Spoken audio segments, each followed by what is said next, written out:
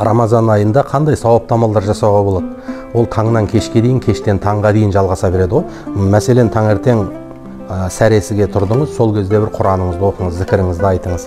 Сосын оянғасын бір өзіңіз жақсы көретін адамдар хабарласып қуандырыңыз. Немесе ойланып отырып бір ренжісіп, араңыз ұзап кеткен бір жақын туысыңыз болса, соны іздеп барыңыз. Соған көңілін сұраңыз, сыйлық беріңіз. Сосын өзіңіз 30 күн бойы бір кішкентай болса да бір садақаның түрін ойлап табыңыз. Немесе 30 күннің ішінде мен мына бір дұғаны жаттаймын деп, соны жаттап жадыңызға алыңыз. Немесе бір Құранның мына бір аяттарын жаттап алайыншы деп, өзіңізге ұнаған бір аяттарды жаттап алыңыз.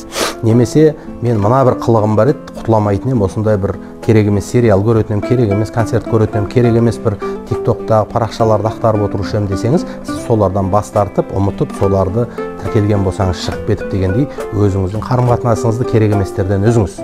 Ал керек болған жақсылықтарға қарай ұмтылыңыз. Соның ішіндегі ең үлкен бір пайдалы нәрсе, егер сіздің төңірегіңізде жақсы бір имам, білімді, сізге бір дүние ақыреттің жолын көрсететін адам болмаса, әлеуметтік желі арқылы сондай адамды іздеп тауып, мүмкіндік болса, біреу арқылы болса да танысып, сонымен байланыс орнатыңыз. Ол да сіздің рухани биіктеуіңізге, тұлғалануыңызға тікелей әсерін береді.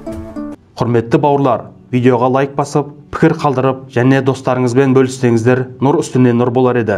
Сіздер үшін 1-2 секунд, ал біз үшін үлкен мотивация. Хадисте келгендей, кімде-кім жақсылық жасауға жол көрсетсе, сол жақсылықты жасаушы адамның сауабындай сауап алады. Құдай қаласа, каналымызда көптеген пайдалы және қызықты видеолар шығатын болады. Авторлық роликтерімізбен қатар, еліміздің белді уағызшылары Ерлан Ақатаев, Жарқын Мырзатай, Абдуғаппар Сманов, Хафизулла және тағы басқа ағаларымыздың үздік уағыздары шығып тұратын болады. Бізбен бірге болыңыздар. Ассаламу алейкум ва рахматуллахи ва баракатух.